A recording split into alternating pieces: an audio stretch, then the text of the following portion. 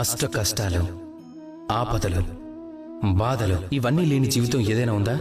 ప్రతి జీవితంలోనూ ఉంటాయి. అయితే నాకు విషయం చెప్పండి, ఒకవేళ నౌకలన్నీ కెరటాలకు భయపడి కూర్చుంటే సముద్రాన్ని దాటడం ఎలా అవుతుంది?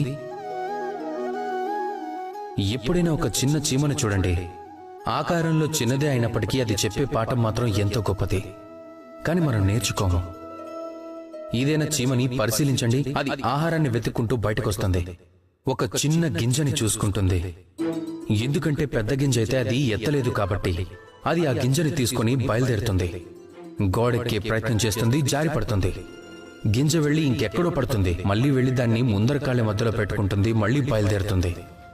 పడుతుంది, లేస్తుంది, లేస్తుంది, పడుతుంది.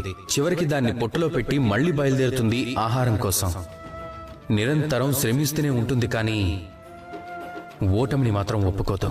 మనం నేర్చుకోవాల్సింది కూడా ఈ పాఠమేగా.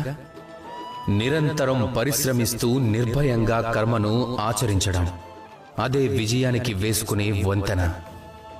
అదే విజయానికి గురి తప్పని అజేయ బ్రహ్మాస్త్రం.